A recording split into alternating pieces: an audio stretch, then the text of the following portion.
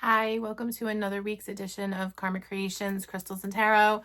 Today I'm going to talk about a very special stone. It's called Super 7, and it's this one right here. So I'm just going to get right into it with you guys. So this is a very unique stone.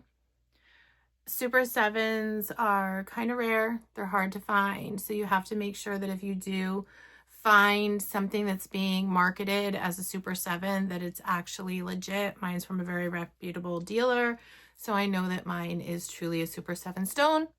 Before we get all into what this stone will do for you and why it's so important for you to have, my little disclaimer: if you are sick, see a doctor. If you have something physically, medically wrong with you, see a doctor. Do not put all of your trust in a crystal healing your body, because modern medicine has its benefits. Some doctors truly do suck, but for the most part, they know what they're doing, they know what they're talking about, and you're going to get better results from a doctor than you are from holding a crystal against your head and hoping for the best. So anyway, let's get into this. Totally lost my train of thought. I think I'm going to be doing these releases on Mondays now instead of Sundays. My weekends have gotten kind of insane, so it's a lot easier for me to come home from work on a Monday and just put together a video. So Super 7, like I said, it's a stone. Super 7 is a fairly rare stone. It gained some popularity back in the 90s, I guess, because they found a mine in Brazil that was filled with them.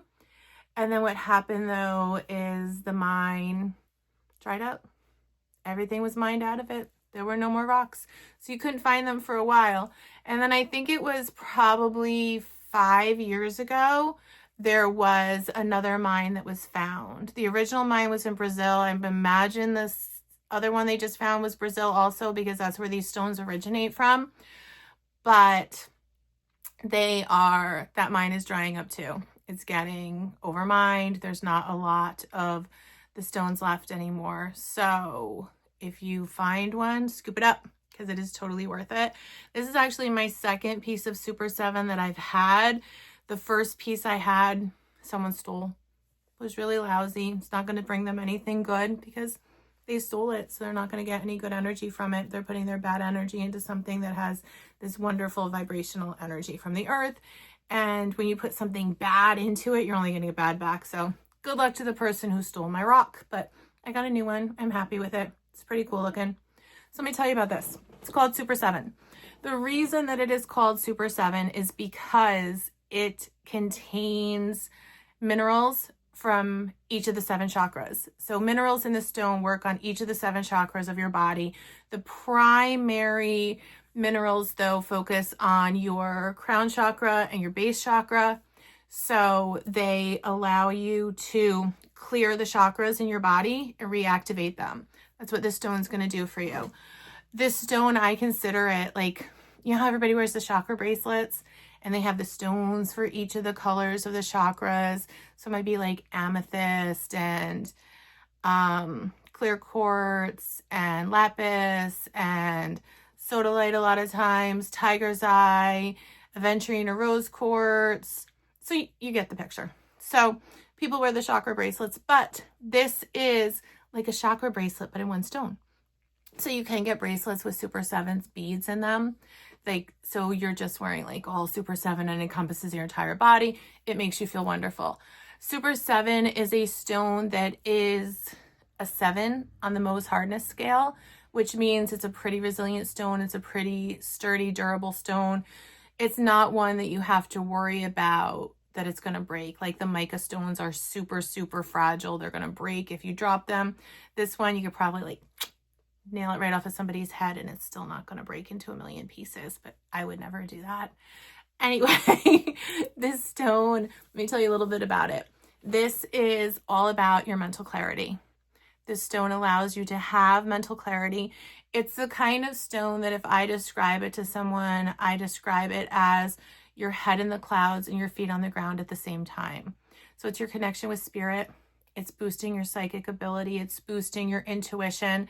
And at the same time, it's grounding you in reality. It's calming your racing thoughts. It's keeping you grounded and keeping you focused on what's important.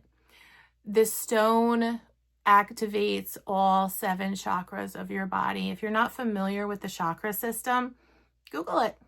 I'm not going to get into the whole thing telling you all about it right now, but Google it. It's something that would definitely be worth your while. If you're learning about crystals and you want to know more about them, definitely get into the chakra system. Doing some research on this stone so I could tell you a little bit more about it.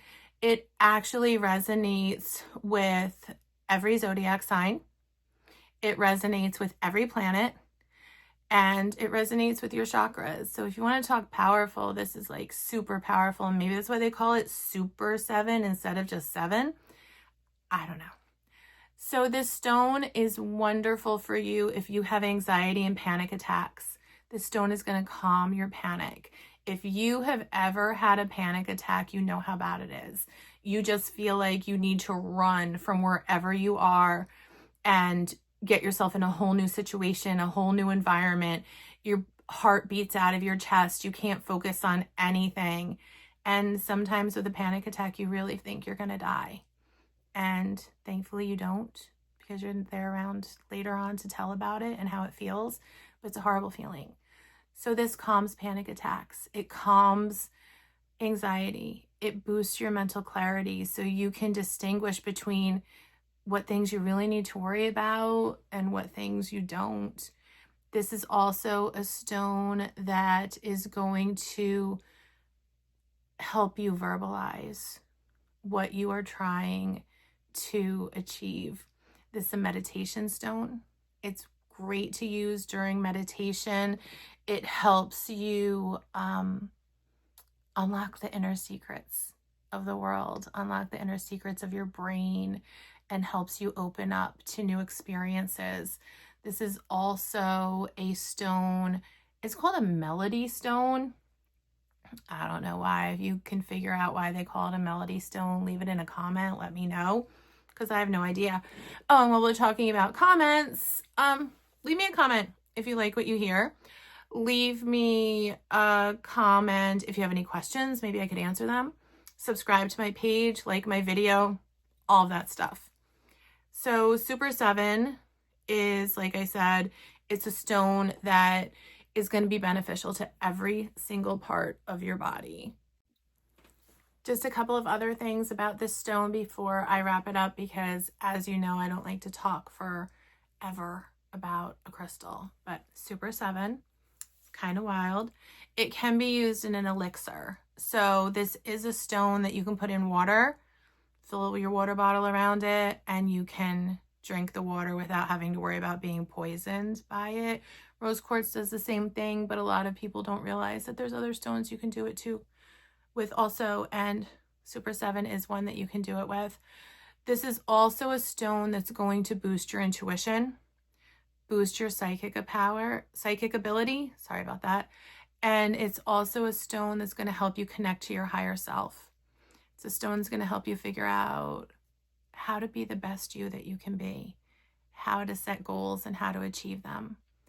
I absolutely love that you can have a chakra stone that covers all 7 chakras of your body, that aligns your chakras, that gets them flowing freely with just one crystal. And like I said, they are harder to find. They are a little bit more rare. If you're looking to get one, get it now before you can't get them anymore. There aren't a lot of Super 7 mines in the world, and that's why they're very rare. They're hard to get. They're hard to come by. There's also a lot of people that sell fake ones, so be careful of that too. Really do your research, figure out what you're looking for. Make sure you're getting your crystals from a reputable dealer.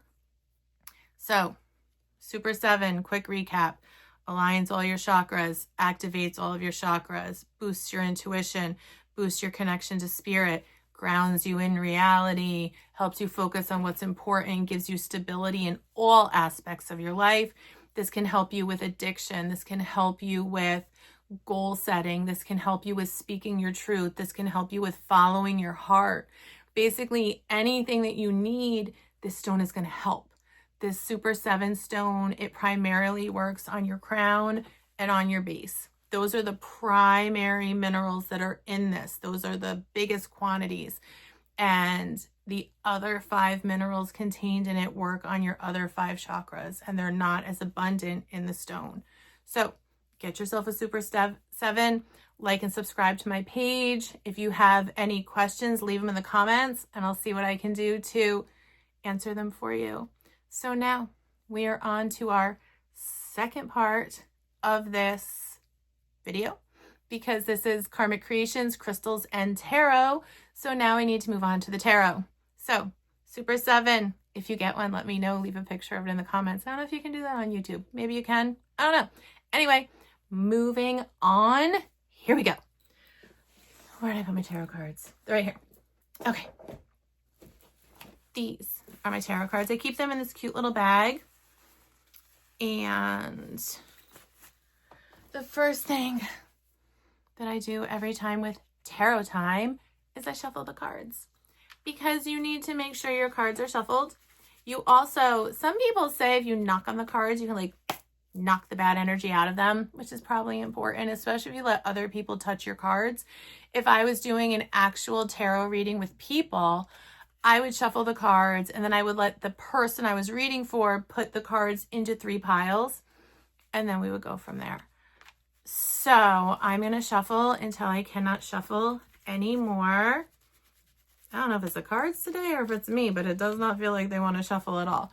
So let's shuffle them up. Make sure they're all getting in there. Shuffle, shuffle, shuffle, shuffle, shuffle. And hopefully I don't get a card that I've gotten before. So far, the only one that keeps coming up ridiculously is the 3 of Swords. But none of the other cards have been repeats so far. If it is a repeat, though, I might just go with it, because, as I've said before, the tarot has its own story. Because the tarot has its own story doesn't mean that the cards mean the same thing every single time. That's when you need to use your intuition. So you get a feel from the universe about what the person you're reading for needs to know. What meaning of the card is the one that needs to come out? So if I get the same card as I've done before, maybe I'll talk about it in a different way, or maybe I'll just be like, reset the video and move on. You never know. So, and I'm just shuffling. Shuffle, shuffle, shuffling. I'm using the traditional Rider-Waite tarot deck. I love the Rider-Waite tarot because it's universal. If you can read from a Rider-Waite deck, you can read from any deck that there is. But traditionally, when people learn, I recommend learning from the Rider-Waite, because it's the history of tarot. It's where tarot really started, was with Rider-Waite. I've given a little background on me before. I've been reading tarot for 12 years now, and it'll actually be 13 years this December since I bought my first tarot deck. And my first deck was not a Rider-Waite deck. I'm doing the Rider-Waite deck when I do these readings because I think it helps people get a better understanding. Like I said, it's the universal deck, so it's better to do. We have a long history of fortune telling in my family, dating back to the Salem witch trials. And every woman in my family is very intuitive. And it's kind of scary to be around because you can't really lie to any of us because we're going to know what's up. So imagine being a kid with a mother who's intuitive, and you know if you're lying to her face, she probably knows that you're lying. And those are the kinds of things that kind of suck when you're younger. So now let's get into this. Cards have been shuffled. Now I'm going to put them into their 3 piles and see what comes up. So again, it's tarot time. The cards have been shuffled. I've put them in 3 piles already, and I've already picked out the card, and it's this one, the 5 of Pentacles. When I see this card, I always look at it as like a really sad card. If you look at it, there's 2 people. One of them is hurt. They're walking in the snow, and they're really down on their luck. This card represents hardship. This card represents lack of resources, lack of materialistic things. But it's not all bad. Because if you look at the picture, the people in the picture look like they're in a really bad way. But when you look above them, there is a beautiful stained glass window with the 5 of Pentacles in the window. The 5 Pentacles are there. So I look at this card as a message to people who are down on their luck, to people who feel like everything has just gone to complete crap and they don't know what they're going to do about it. There's always hope. All you have to do is look up. And if you look up, you will see that hope and you will find your answers. So this card, to me, doesn't necessarily have to be a hardship card. It can be a resilience card. It can be a card that allows you to bounce back from whatever has knocked you down. You need to stop looking at what's right in front of you and stop looking down. And you need to be creative. You need to think about what resources you do have and how you can use them to your advantage. So this card doesn't have to be a desolation card. It doesn't have to be a card of sadness. It doesn't have to be a card of lack. I see this card more as a wake-up call. So if you receive this card in a reading or you can resonate with this card, it is not a message to you that things are so bad that it is time to just call it and give up. That is not what this is about. This card is about looking within yourself, finding your inner strength, and making sure that you are utilizing every resource you can find. The reason I said in the beginning with this card for the 5 of Pentacles that it's time to look up. There's so much more in this world and in this life than just us. And this is a card to remember that there were people before you that had hardship. There will be people after you who have hardship, but you don't have to live in that desolation. It's up to you to look up, find a new way to deal with things, find some new resources, and get yourself out of the hole that you're in. You don't have to be stuck there forever. Make sure you follow me, like, subscribe, and I will see you next time.